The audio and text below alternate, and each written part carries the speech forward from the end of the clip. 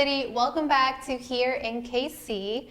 And today's guest, I'm so excited to have her here. I have personally collaborated with her before, but her name is Kate Whitefield, and she is a song artist, songwriter and artist as well. She has written many songs, almost 100, maybe even more. She has an EP coming out, and we're really excited to kind of hear and learn more about her and talk about it on here. So thank you for being here, Kate. Of course, I'm so excited. How are you? I'm good. How are you? Good. So we kind of were talking a little bit more about this, kind of catching up. We first met through Harlan Network, right? Which is, Harlan Network is a network that brings like artists and singer-songwriters together. So we did just like a random, I don't know, not a project. Yeah, it was like their summer song collaboration. They're like their seasonal thing or whatever. Yeah, and I was so honored to be paired with you because I looked you up before and I was like, okay, who's this girl? And you had so many songs out before, and I was just, for me, it was something like, okay, like I want to write a song, I want to work with someone and just kind of step out of like the comfort zone. I've never done that before. Same thing for me, yeah. So that was really cool for us to kind of, in a way, to meet on there in Harlan's Song Network, which is new. So tell us a little bit about you, your background, and just a little bit how you got into music and so forth. All right. Well, I have been singing since I was really little.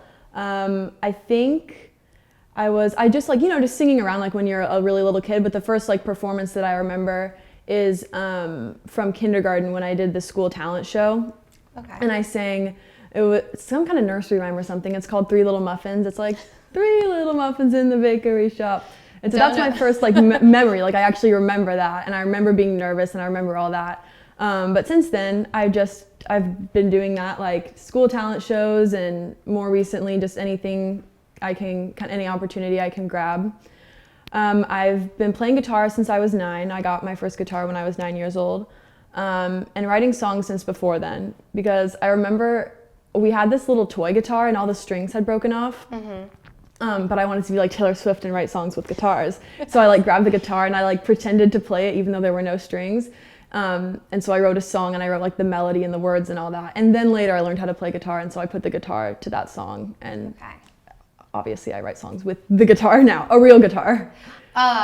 And we will get to listen to those songs as well, because you are, when we first got together, I was like, whoa, like I've played guitar before, but I'm like, did you teach yourself? Did you take lessons? Was it all by ear? Or how did you learn to play guitar and even sing as well? I think singing is just like something that you kind of do naturally, at least when you're little. But I have been taking voice lessons for several years to kind of fine tune the voice or whatever. And I took guitar lessons for a couple years as well. And so yeah, I definitely did not self-teach. Now if there's a song I want to learn, I teach it to myself. And I actually teach guitar now to elementary age kids, which has been kind of fun. And I am by no means like the most proficient guitarist there is. And I think that's something that, especially over the last year with the pandemic and everything and having more time, I've been really trying to focus on kind of getting better at that. But yeah, lessons and just messing around, practicing and all that. Well, that's the beauty of just kind of playing with music, right? Yeah. Whatever you're playing is just kind of, you just create it. And it still sounds beautiful even when you mess up. So what is your process? Because you've written more than 100 songs, correct? Yeah. When you asked me that, I was like, oh, that's actually so hard to say, because there's a million songs out there that I've probably forgotten about them, because I started writing songs and I was like physically writing down the songs, not just making up words, when I was probably like 8 or 9. So that means that's 8 years of doing that. And so that's a lot of songs that I don't even know if they exist anymore, or if those would be considered real songs, but definitely into the hundreds.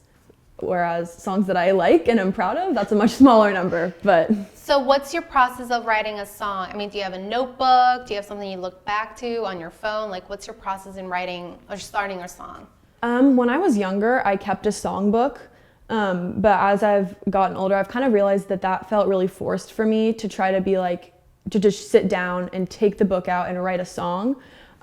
So now if I have an idea, I write it in the notes app on my phone or I record it. I have hundreds of voice memos that are just like, could be a melody or could be a random poem or that kind of thing.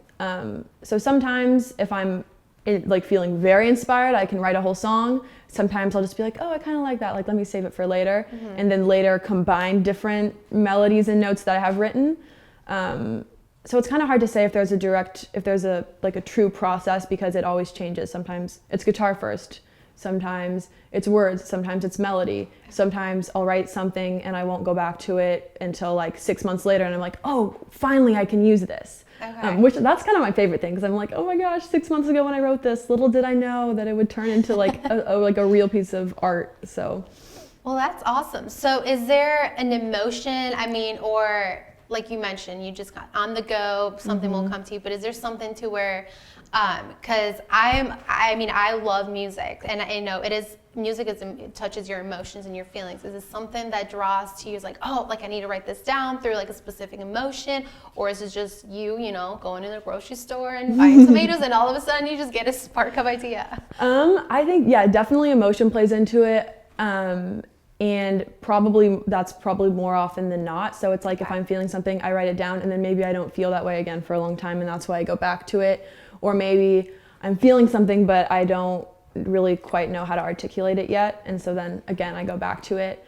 But I would say emotions, experiences, observations. I really haven't had a lot of experiences, I feel like, that are song-worthy. So sometimes I pull from my friends' experiences or movies or TV shows or something I imagined because I can only write about my own internal monologue so many times, No, yeah. So it's definitely a lot of that stuff. Okay.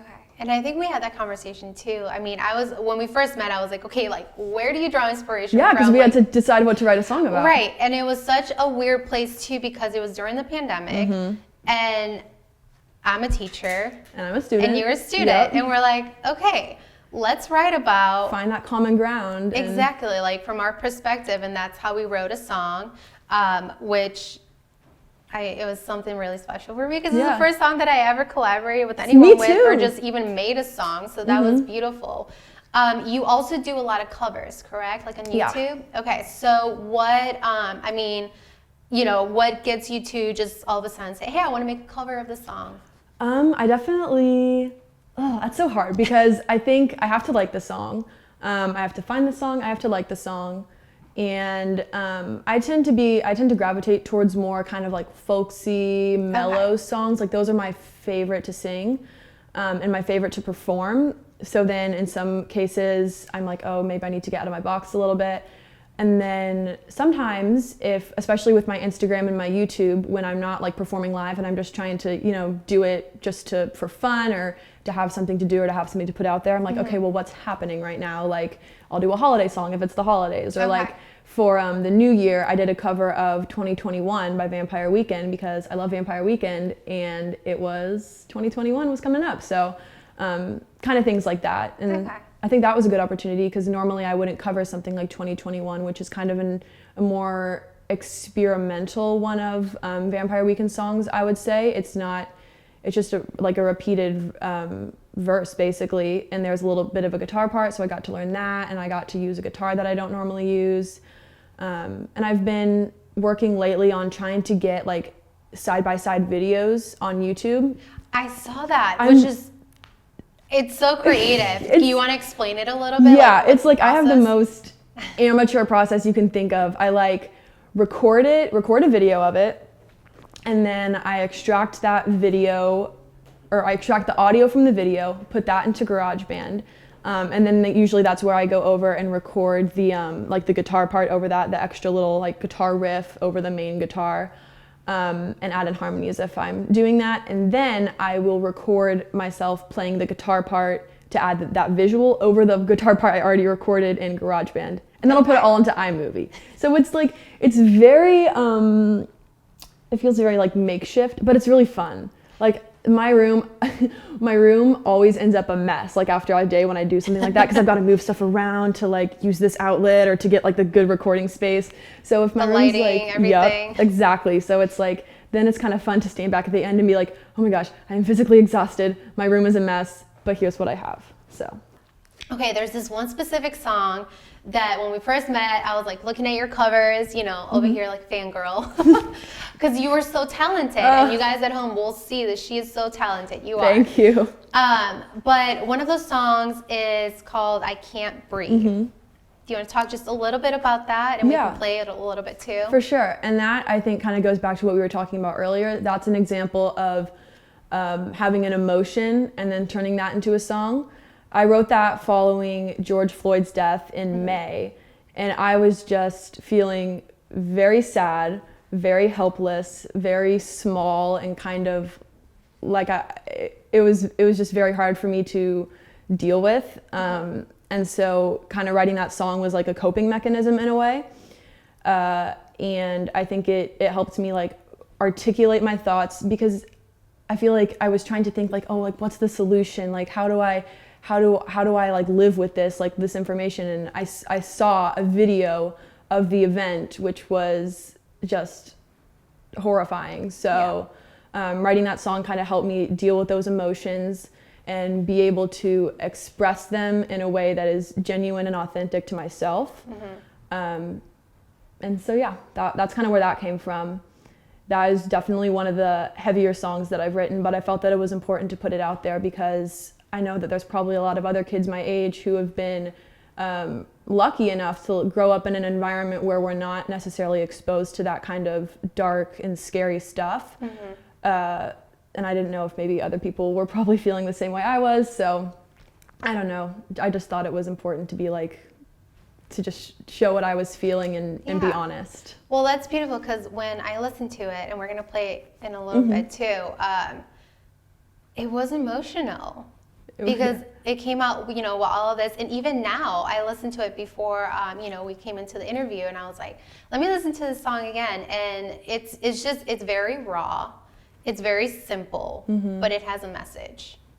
And do you mind if we share a little bit? Yeah, not at all. Okay, so let's play "I Can't Breathe" by Kate Whitefield, and yeah, let's see what you guys think.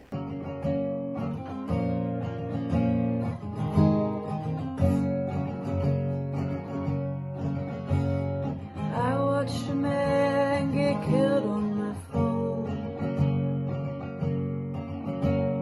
surrounded by people, he still was alone. He put up no fight and he begged, but no mercy was shown. And later that night the killers went home. I can't breathe in silence.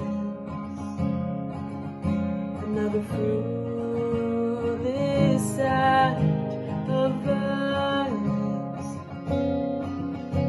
That was amazing. That song, there's just a piece of my heart. I mean, it's clearly a topic that is very sensitive, but I feel like through music, you just have a way of sometimes talking about tough topics, but get into the core and feeling those emotions and just touching anyone, because music is just universal.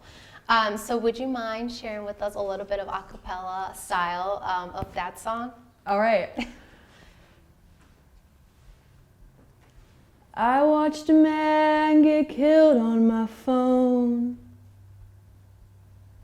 surrounded by people, he still was alone.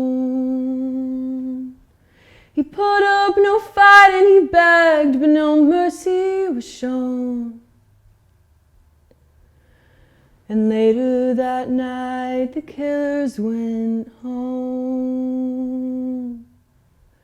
I can't breathe in silence. Another fruitless act of violence. Rest in peace. Go to hell. Call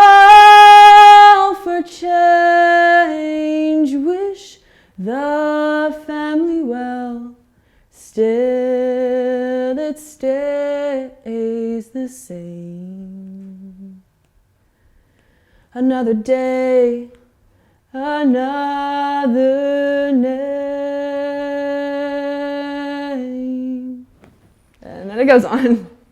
Oh my gosh, that gives me chills. Oh, thank you. Seriously, your voice is beautiful. The message is just transcends. I'm just like, okay. Let me take a moment here because that's just beautiful. And I hope at home you can feel those emotions because I feel very emotional right now. I'm not gonna cry. But I'm a fan. And you at home will also be a fan of Kate Whitefield. Thank you so much for sharing that with us. Of course, thank you. Okay, transitioning a little bit, and thank you again. So I know music, it's something that is in your heart, in your soul. I see you just in 5 years, me like being, remember me? I did your first interview. We collaborated together. But no, seriously, your talent just speaks for itself. But have you thought about also, like, of course, as musicians and all of that, do you have an interest, because you're still in high school, you're so young and such an amazing voice. Do you have other career interests other than music pursuing? Yeah, I think that I don't really know what I want to do. I've thought about like a lot of different things, and I think about college and I think about the future a lot. And I've thought about like music therapy as an option. Okay. But I don't know, like whatever I do, I just know that I want to have music to be still a part of my life. It doesn't have to be the center of everything that I do in a like career sense. But I would love for music to be involved in some way, and at the very least, I don't want it to be put on the back burner. I want to still be able to have it, like, even if it's just as a hobby, or if I just can still go to open mics and still write songs. Like, I want to keep that in my life because I think it's like, I genuinely don't know what I would do if I didn't do that. Like, what would I do in my free time if I didn't do music? I've been doing it for so long, so. I guess my biggest hope is that I can always have a guitar in my house, hopefully a piano in my house, and just keep writing songs and keep making music in some capacity. Well, and sharing that with people, just by you sharing it with us here in the studio, it's just, that song, seriously, I'm still like, Thank you. It's so beautiful. But that's awesome too, that you see that you have that connection with music to where wherever it is going to stay with you, and you're going to, kind of collaborate in a way through life and kind of share it with other people, which I think that's the magic in music. For sure. So, we talk about that you are still in high school. I'm a sophomore. Sophomore in high school, releasing a new song coming up, which we'll talk about. How has this year, I know it's a tough question to ask you, how has this year been for you as a high schooler? It has been crazy. We've gone back and forth between being completely remote and then hybrid, where we're like, some days we go to school and some days we don't, and just dealing with the technology issues of WebEx. We switched from Zoom to WebEx this year, which just, I don't know, like last semester we used, or last May we used Zoom, and so now we use WebEx, and we use Canvas instead of Google Classroom, which, like, I feel like if you're not like actively in school, I feel like I'm just speaking gibberish, but basically there's a lot of technology to deal with, and a lot of, almost all your communication is virtual with your teachers, or if you're doing like a project with your classmates. And it's definitely hard because the days that we do go to school, half your face is covered. And as a person who is involved in choir and the musical and all that kind of stuff, it's been really hard because we pretty much all of first semester we didn't do anything theater related. Like, theater was able to put on a like, we had a WebEx. 100%. We had a like a WebEx play that we did in December, and then now we're working on our musical, which this year is Godspell, and that's been really fun to be like, to actually be in person on the stage. We get to go and be in person now. And the other day I kind of had a moment where I was standing on the stage and I was like, this is crazy. You have crew people like banging on things over there, and someone's yelling at somebody over there, and there's people in the cats, and it was awesome. And then obviously people on the stage, and I was like, oh, this feels so good to actually be here, because for the longest time we weren't. And for choir, it's been really hard to just like sing at home in your room because we can't turn our volume on or we can't unmute because there's a lag. So you're really just singing alone in your room during choir class. Oh my goodness. Which is, yeah. The opposite of what choir is. Exactly. Because you are also, I mean, choir is also a team thing, right? 100%. So you working together, being in a room, you have to bounce off each other's, kind of figure out the sequence. Exactly. If that's the vocabulary I'm yeah, using. no, that works. Yes, I nailed it. But yes, it's definitely been a tough year. And, you know, music seems like has gotten you through that as well because it's something that you're close to. So that's awesome, beautiful. And now you are coming out with a new EP. Yes. Okay, do we have a name yet for this song? The song that I think that you'll be playing at some point during this interview is called Less Than Kind. And the EP itself will consist of 3 songs that I wrote they're kind of random. I've written them at very different points. It's not like they're all from this year. They're from past years and updated or whatever. And I'm really, really excited about it because last year I released New Year's Song, which was just a single, and that was super fun. And I feel like now it's like the next step is to release a set of songs, and it's been a little bit of a different process because I've had to go back to the studio like a lot more than with New Year's Song. I was able to knock it out in a couple sessions. Whereas with this EP, it's a lot more of an in-depth process. There's 3 songs to focus on, making sure that everything is right, all the balances are right, that I think I sound good. And it's really hard, especially as a person who's pretty self-critical. It's like, ooh, could I be, like, it's fine, but couldn't I be better? Like, couldn't that note sound a little bit better? So it's definitely been a process, and I'm really, really excited about putting it out. It's supposed to come out sometime this year, definitely in 2021. Probably in the spring or summer. It's not done being recorded yet, which is why I don't have a set date. Still working on mixing some of the songs and recording. Even still, we have some recording to do, so there's that. But I'm really excited about it, and I'm really hoping that maybe if the vaccine gets around, I can, I don't know, do like live shows, just like open mics or that kind of thing, and be able to play some of these songs live, because what I've noticed is that it's really hard to know if a song is good and like you're happy with it if you haven't performed it live. Like these songs, see what people with think, the audience and all that. Well, it's so interesting because a lot of concerts, you know, people now we're seeing bands coming out with like small concerts here and there. And I had a friend who just went to their first ever I think it was like the first ever bubble concert. Bubble concert? Yes. What? So it was limited, of course, people, but people were in bubbles. You know those big inflatable things? Seen. Yes. Oh, like literal bubbles? Yes. Oh my gosh. Like a huge bubble, like those. I think it's like the soccer ones. I can explain it, but it's an actual. So they're in there, and they're just. It's limited because it's big space, but they're inflated and it's indoors, and you just see a bunch of bubbles. That is crazy. Everybody is. So maybe somehow we can get that in there, or like outside events. Yeah. I'm sure those will be very popular. And that's another reason I'm waiting a little while. It's like, okay, maybe if we could do like outdoor shows, just to get a feel for it. It makes it a lot more nerve-wracking to like put out a song, and that's why I've been liking using my Instagram and YouTube, because I can put things out. But even then, it's like I have to make sure that it's something that I am really 100% sure I want to, put out there, because like once it's out there, it's like the internet. It's out there. It's out there forever. Then it comes with everybody and that. But I'm sure whatever music you bring, I'm sure it's going to be. I mean, people hate. Of course, it's the world. Yeah. But and I'm lucky. Like I've never received any hate or anything like that. It's just my own. Like I know that in 5 years I'll probably look back at these songs and I'll be like, why did I think those were good enough to release? But I guess it's good that I'm aware of that now, maybe. I don't know. Well, it's the process of learning. Yeah. Okay, so we will play a little bit of that song, so stay tuned. We'll play it in a little bit, just a sneak peek. But before we say our farewell, because I've enjoyed this so much, I'm going to ask you some rapid fire questions. And rapid fire pretty much is something I took an idea from Brene Brown. She does it in her podcast. I don't know if you've heard of her before, but she's amazing. So it's just like really quick questions, and it's supposed to be fun. So are you ready? Okay. So what's the last show you binge watched and loved? New Girl? Okay. What's your favorite movie?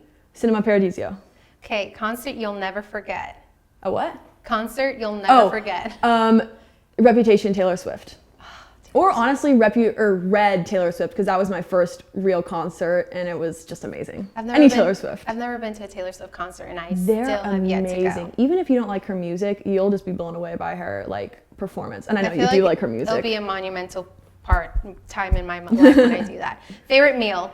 Pasta, any kind of pasta. Okay, what are you grateful for right now? I'm grateful for my friends and technology for helping keep me connected to them when it's sometimes hard to over the last year. I get to see my friends now, but for a while when we couldn't, I'm just grateful for that and keeping me connected with family and stuff too. Oh, that's so nice. Okay, so before you came, I asked you for 5 songs. Mm-hmm. Okay, so they were Holocene, correct? By Bon Iver. Bon Iver, yes. California by Joni Mitchell, Ocean Live by John Butler, Trio, Song in My Head by Madison Cunningham, and Love Theme for Nada? I think it's Nada. Nada? I'm okay. honestly not entirely sure. By Ennio Morricone? Yes, and that is that last one, it's hard to say it pronounced because it's Italian. It's it's one of the songs from Cinema Paradiso, which is one of my favorite movies, and Ennio Morricone, I don't even know. I think that's how you pronounce it. Anyway, he composed it. Absolutely beautiful. Some of my favorite music ever. So I listened to these songs because some of these I have not even heard of before, but they all have kind of a very slow theme on there. Yeah. So my question is, if you could say this mixtape what does this mixtape say about you in a sentence? I know it's a tough question. That is really hard. I think it says that I like storytelling. And now that I was thinking, I was oh yes, all of those songs tell a story. Either through, I think the lyrics are pretty story. The lyrics tell a story, but the music does too, and it kind of goes along with that. I mean the Cinema Paradiso song is just it hurts my heart in a good way every time I hear it. And California is obviously, it's about, Joni Mitchell just wanted to come home to California after traveling around, and Holocene has some beautiful, you can honestly hardly even hear the lyrics when he's singing, but if you look them up, it's just beautiful imagery about being in the mountains and all this cool stuff. And then Song in My Head is by one of my favorite artists, Madison Cunningham, who doesn't have I think she's very underrated. She's just awesome, and that song is about I think it's mostly about her life, but it's just catchy, and it's it tells a story about a generational tradition, basically. Okay. So they all tell a story, as your music, and you at home will listen to. A lot of her stories a lot of your songs are written by you. All the songs are written by you. Yeah. And they tell a story, and they have a message through them. So we'll listen to a little bit of your EP. Thank you so much. Thank you, for Connie. being here. And we'll listen to one of your songs as we go on here. And where can the audience reach you if they want to follow your new other songs and just kind of your journey through music? Yes, I post on Instagram at Kate Whitefield Music. That's KATE.WHITEFIELD MUSIC. That's how you spell music. And YouTube as well, just at Kate Whitefield, just my name. And on Apple Music, Spotify, anything like that, under my name. I have one song out now, and later this year there will be more. Well, thank you again for being here, and I look forward to following your journey and your new music coming up. I am a big fan. Oh, thank you. Yes. Making me blush. Well, thank you again for being here. Kansas City, thank you for tuning in to TELEVIDA, production by Exo Film Studios, and I'm Connie Gutierrez, and I will see you next week. Work a day